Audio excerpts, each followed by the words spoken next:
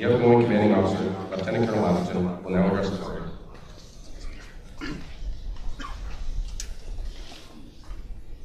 Numerous general officers that are here today, and my last count before we started, there were 12 or 13. Our commander, the director, Mayor Sweet, friends and family. But before I begin, I'd like to first say, when I look around at the number of friends, families, and members of our larger regimental family who are here today, I'm indeed impressed by the large number of people who have come to take the time to take a break from their lives and come and see this important chapter in the life of our regiment as I hand over command to Lieutenant Colonel Graham. Having been in Colonel Graham's shoes, what seems like 2 very short years ago, I know how eager and excited he is to take his rightful spot at the front of our regiment. I look back at these last 2 years, and as I prepare to take my leave, I don't do it with sadness or regret, but with the utmost pride. Before I move on, though, I feel it important to thank a number of individuals who have made these last 2 years such a rewarding experience. For the soldiers of this regiment, those Dragoons that are on parade and those that are in the stands, you continue to inspire and impress me in everything you do. Wherever you're asked to do, you do so with grit and determination, maintaining a rare standard of excellence. And some of you I've served with my entire career. And I look out at the ranks in front of me, and I see some exceptional leaders. And I see some other leaders who are beginning to develop. And I can leave here confident that this next generation of Dragoons will continue to ensure our regiment's success, and I'm immensely proud to have been part of that process. There's someone else that I'd like to thank, and that's, of course, my secretary, Muggsy. Muggsy, where are you? Come on over here, Muggs.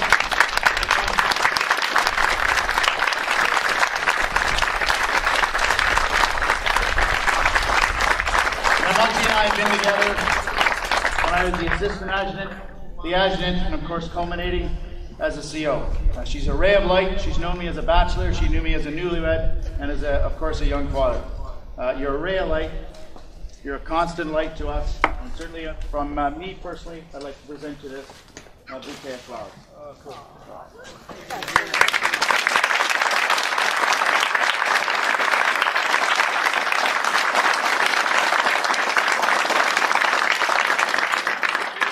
Now, most COs are paired with a command team partner for their entire period in command.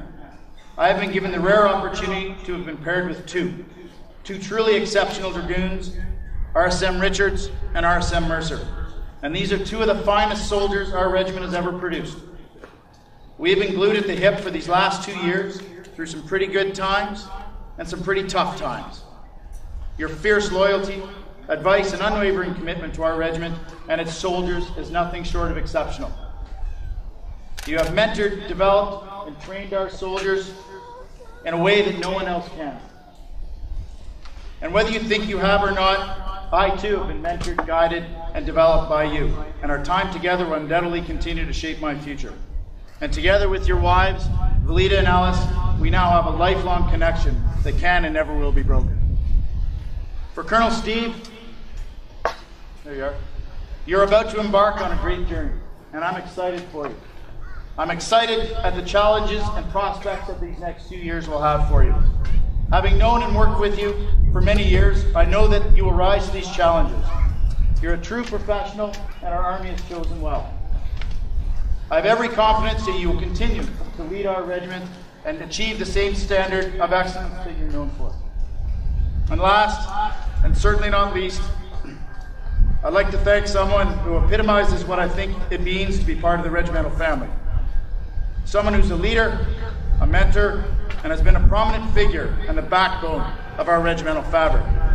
Someone who has given selflessly of herself to help others and never once expected anything in return. Of course, I'm speaking of my wife, Victoria.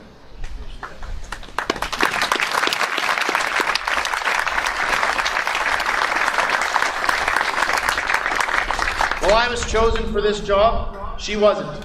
Yet she embraced the opportunity we were given with the same excitement and enthusiasm, and together we shared this experience.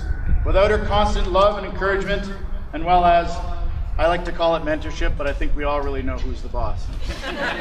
These last 2 years would not have been as positive and rewarding as they were. As I get set to move on, I look at the rare privilege that I was given to command a regiment that's been a proud part of our Canadian history since 1883, and it's something that will stay with me for the rest of my life. I'm tremendously proud to say that I was the 54th commanding officer. This is a fine day to be a Dragoon. Thank you very much.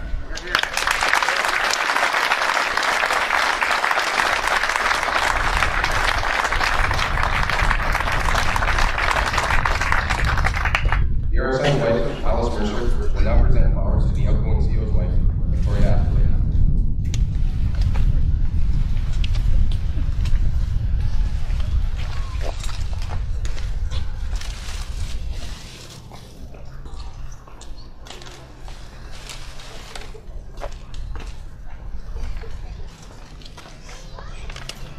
The incoming commanding officer, Lieutenant Colonel Graham, will now address the parade.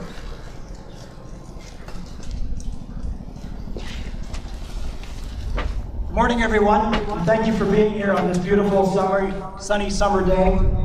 General officers, Mayor Sweet, my new boss, Colonel Dodd, COs and RSMs, family and friends who have come from far and wide, Dragoons on parade. As I stand here in front of you today, I can't help but feel inspired, excited, I won't lie, a bit apprehensive about what lies ahead. To be offered the opportunity to return to 2 Brigade and command the Royal Canadian Dragoons is really a dream for me. But I know that in the Army, no one succeeds on their own. And I've been given this opportunity because of the fantastic people with whom I've had the opportunity to work for and with over the past years. And some of those people are here today. Lieutenant General Devlin, who took a gamble in selecting me as his executive assistant. Sir, you taught me a great deal about leadership, how to deal with people. Thank you for being here today, and it's great to see you and Judy again. Major General Miller, sir, it was during my year as your adjutant that I learned what it meant to be a Dragoon. It's great to see you finally back here in Canada. Great to see you back in your capacity as senior servant. And I look forward to seeing you and Katrin at all of our regimental functions in the years to come. Major General Howard, sir, who I served under several times and who rescued me from a posting to CENTCOM and brought me to the Army headquarters. Sir, for everything you've done for me, I can't thank you enough, and it's great to see you and Sydney here today. Within our regiment, we're blessed with a core of strong, non-commissioned leaders. Many I've had the pleasure of working with. Leaders such as Chief Warrant Officer Donnie Head, who was my troop warrant when I was a lieutenant. Bill Richards and Ron Whitehall, who were my squadron sergeant majors when I was an OC. I learned more about leadership from those 3 men than any institution could ever have taught me. And I know that going forward, I'll have the same strong command team relationship with RSM Mercer over the next 2 years.